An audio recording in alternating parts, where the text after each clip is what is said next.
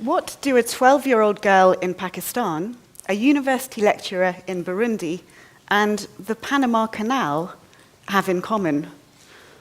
Well, they're all people or things I've corresponded with about books. It all started when I decided to spend 2012 trying to read and blog about a book from every country in the world. That year, book lovers around the planet got in touch to help me achieve my goal. They sent me books, suggested what I should read, and even wrote and translated stories specially for me. And the Panama Canal? Well, after a slightly surreal exchange on Twitter, I ended up reading a book by one of its favourite authors. The messages didn't stop when my project finished. Although I thought my year of reading the world would come to an end with my final blog post on the 31st of December 2012, the world had other ideas. In the months that followed, people continued to send me messages telling me about books they loved, offering to send me stories, and letting me know about initiatives they had launched in response to my quest. They still do. Over the last 6 years, I have heard from thousands of book lovers around the planet. These have included a group of Mexican students who gave away book stops at a bus stop in their local town to promote reading. Families who have put up maps in their kitchen and are reading and cooking their way around the globe. Teachers keen to introduce more international literature to their classrooms. And a translator who made it her mission to bring the first ever novel from Madagascar into English after my project revealed that not a single complete long-form work of fiction from that nation of more than 24 million people was available in the world's most published language. She succeeded, by the way. She went to Madagascar, brought back several suitcases of books, got a grant to translate one, and the first ever novel from Madagascar to be published in English was released in 2017. Last year, when I sent books to 12 strangers in celebration of the 5-year anniversary of my quest, I was inundated with messages from people keen to take part. The people I ended up choosing books for included a translator on a Greek island, a medical student with leukemia in the Philippines, a Mormon woman in the US, and an aspiring writer living in a hostel in Delhi. On paper, these people didn't have much in common, but through paper, or rather through the stories printed on it, we all found something we could share. So, what is it about storytelling that has the power to bring us together in this way? Why does the desire to share narratives prompt us to spend time, energy, and money interacting with strangers that we'll probably never meet? What could prompt a schoolboy in Afghanistan, a writer in Honduras, and a journalist in India all to take their time to correspond with a random woman in the UK?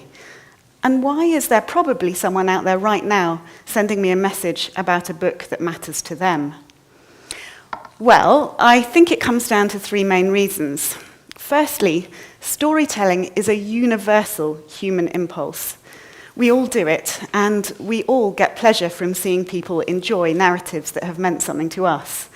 I saw this particularly strongly when I read a book called The Teacher of Cheops by Albert Salvado from the tiny mountain nation of Andorra. Salvado's work was pretty much unknown in the English-speaking world. In fact, he had self-published the translation of his novel.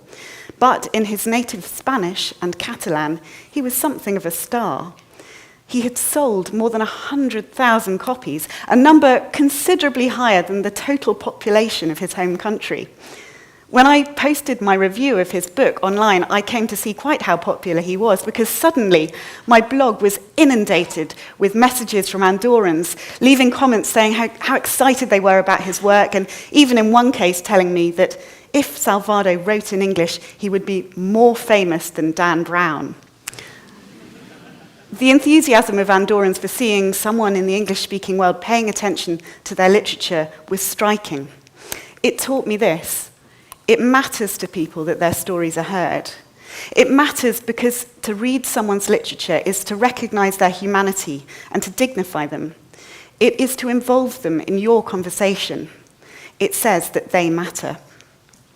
The second reason that stories are so good at connecting us is that they make us all citizens of the same imaginary landscape. Although they may have very different values and life experiences, people who have read the same story have shared the same thought processes, however briefly. As such, they have common ground and can talk on a level that might not otherwise have been possible.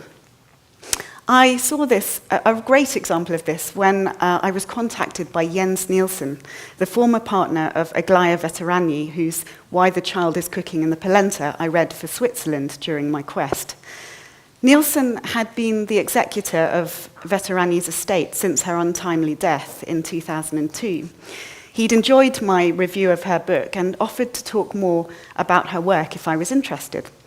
We met one rainy afternoon in London, and over a couple of hours and a drink or two, Nielsen talked warmly and frankly about Veterani's troubled childhood and the mental health issues that had led to her suicide. Over the course of the conversation, we discovered many shared attitudes towards creativity and writing, but it was Veterani's story that had brought us together in the first place. If we had not both read and loved her work, we would never have spoken so deeply. The third reason that stories are great connectors is that they help us to look at the world through other people's eyes. They take us into the experiences of people in markedly different situations to our own. In so doing, they not only remind us of the humanity of these others, but they also often help us to look at ourselves from the outside. For me, the best examples of this have been in the numerous depictions of the UK and the legacy of the British Empire that I've encountered in many of the books I read during and since my quest. Seeing characters from my country described as racist and the actions of my nation portrayed as questionable at best has been a challenging experience. It has showed me the narrowness of many of my own assumptions and the one-sidedness of a lot of the stories I grew up with. Perhaps most significantly, it has taught me that, despite what many of the maps we use may show, the United Kingdom is not the centre of most people's worlds. There was a great example of this when I was having a discussion with the Qatari author Abdulaziz Al Mahmoud. We were talking about his novel, The Corsair, set around the historical struggle to control the trade routes in the Persian Gulf. I made a comment saying how awful the actions of the British had been in this context, but Al Mahmoud was unimpressed. To him, they weren't as bad as some of the other powers he'd researched in the region. They were simply another player to marshal in the service of his story. Although my instinct was to make my nation the villain of the piece if it couldn't be the hero, to this Qatari author, Britain was simply an also-ran. The centre of our universes was different, and by reading Al Mahmoud's fiction, I got a chance to see how life, and my own nation's history, looked through his eyes. Of course, meeting yourself in books in this way is not always a comfortable experience. The first time I encountered characters talking openly about British racism, I found myself desperately trying to tell myself that it didn't apply to me and not to take the comments personally.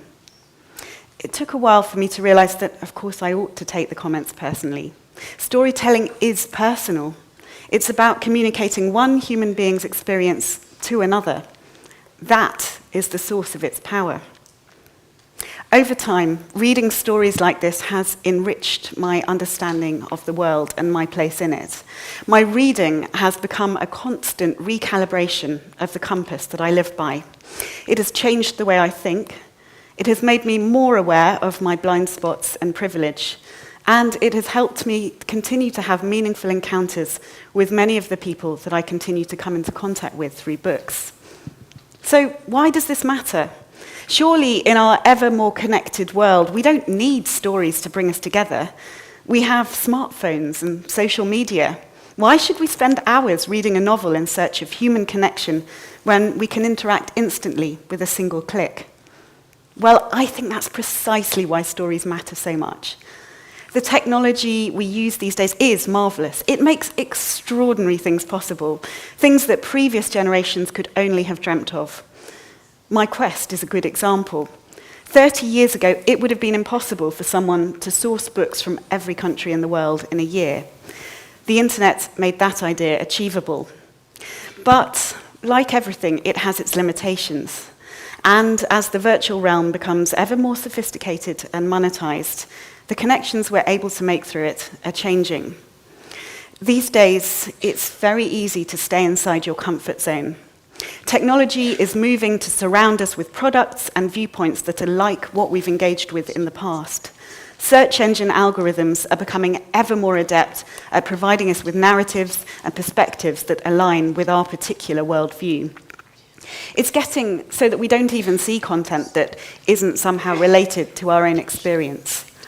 It's as though every time we go online, we visit a library that has been prepared specially for us, in which any books that might alarm, challenge, or upset us, or that might simply be irrelevant to our interests, have been removed from the shelves. By contrast, reading international literature is a great way to disrupt our internal algorithms. By pushing us beyond the familiar and revealing surprising connections and challenges, books from elsewhere keep us alive to the extraordinary richness, complexity, and diversity of the human experience. In so doing, they connect us profoundly to people with markedly different experiences to our own, and help prevent us from getting trapped in our own little worlds. Thank you.